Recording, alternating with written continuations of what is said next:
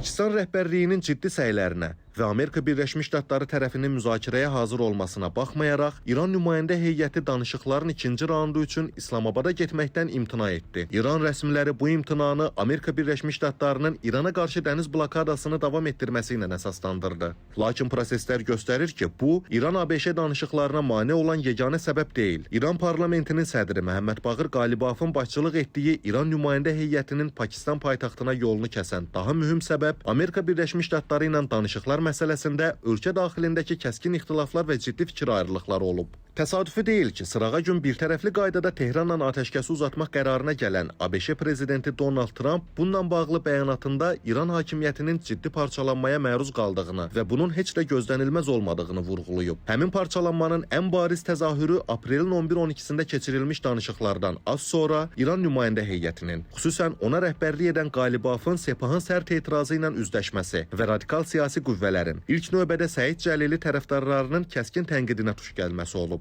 Bu tənqid xüsusən aprelin 17-sində Xarici İşlər Naziri Abbas Əraqçinin Hörmüz boğazının ticarət gəmiləri üçün tam açıldığını elan etməsindən və Donald Trumpın buna görə İrana təşəkkürünü bildirməsindən sonra geniş xarakter alıb. Radikal dairələrin nəzarətində olan dövlət televiziyasında Qalibaf və Əraqçı az qala xəyanətdə və diplomatiya sahəsində İranın dırnaqarası qələbəsinə xələl gətirməkdə suçlanıblar. Eyni zamanda televiziyadan bildirilib ki, İran əhalisinin 87% müharibənin davam etdirilməsinin tərəfdarıdır. Amma bu rəqəmin hardan götürüldüyü izah olunmuyub. Bununla da tanınmış İran təhlilçisi Əhməd Zeydabadinin yazdığı kimi, dövlət televiziyası müzakirələrin və mümkün razılaşmanın qarşısında dayanıb. Həmçinin əhalini danışıqlar əleyhinə təhrik etmək yolunu tutub. Eyni işi Səid Cəliliyə yaxınlığı ilə tanınan Həmid Rəsai və Əmir Hüseyin Sabiti kimi deputatlar küçələrdə toplaşan əhali qarşısında çıxışları ilə görüblər və Qalibafdan Amerika Birləşmiş Ştatları ilə danışıqlar barədə şəffaflığı təmin etməyi, hər şeyi xalqa bildirməyi tələb ediblər. Tanınmış şərhçi və aparıcı Əli Əlizadə isə Qalibafdan İranın ali rəhbəri Ayətullah Əli Xameneyinin qatili ilə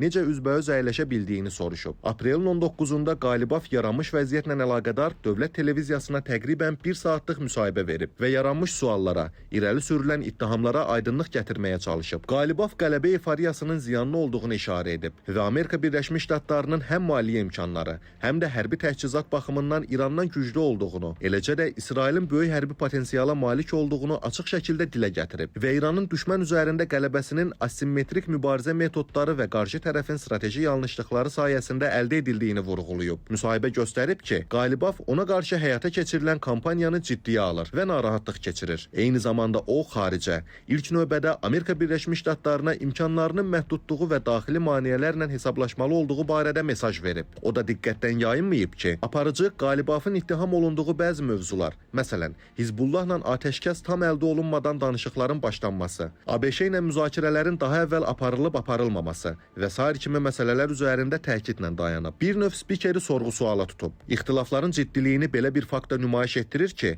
bir çox önəmli təşkilatlar və şəxslər Qalibafın müdafiəsinə qalxmalı olublar. Məsələn, aprelin 20-sində İranın ən qədim və ən önəmli siyasi partiyalarından olan İslam Koalisiyası Partiyası geniş bəyanat yayaraq İranın danışıqlar komandasını və onun rəhbəri Qalibafı dəstəklədiyini bildirib. İran parlamentinin keçmiş sədri Müçtəba Xameneyinin qaynatası Qulaməli Həddad Adil də xüsusi açıqlama verərək hakimiyyət xalq birliyini və meydan diplomatiya vəhdətini qorumağın vacibliyini vurğulamaqla yanaşı, Qalibafın rəhbərlik etdiyi danışıqlar heyətinə dəstəyini ifadə edib. Cümhuriyyət Partiyasının baş katibi Rəsul Müntəcəb Niyə isə Qalibafa qarşı hücumların arxasında sabitlik cəbhəsinin dayandığını açıq şəkildə bildirib. Bu arada müxalif mediada belə bir xəbər yayılıb ki, Qalibaf öz müşavirləri ilə toplantıda Cəlili və onun kimlərinin ölkəni məhvə sürüklədiyini bildirib. Lakin Qalibafın siyasi məsələlər üzrə müşaviri Əmir İbrahim Rəsuli bu xəbəri təkzib edib. Qarşı tərəfdən də ittihamlar davam edib və Qalibafla Əraqçının danışıqlardan və vəzifələrindən kənarlaşdırılması çağırışları səslənib. İranın keçmiş mədəniyyət naziri Ətaullah Mühacirani isə daha ciddi təhlükə barədə xəbərdarlıq edib və Pezeşkiyan, Qalibaf və Əraqçının öldürülə biləcəyini yazıb. Bir sözlə, Sepah və ultramühafizəkar siyasi qüvvələr daha əvvəl prezident Məsud Pezeşkiyana qarşı sınaqdan keçirdikləri təzyiq metodlarını indi Qalibafa və Əraqçıya tətbiq edirlər. Bu şəxslərin hansısa şəkildə siyasi səhnədən uzaqlaşdırılması və ya keçmiş nazirin iddia etdiyi kimi onların fiziki məhvi ABŞ və İsrailin arzuladığı rejim dəyişikliyinin Sepahın hakimiyyəti tam ələ keçirməsi şəklində gerçəkləşməsi və ruhanilərin hakimiyyətdəki rolunun simvolik xarakter kəsb etməsi ilə nəticələnə bilər.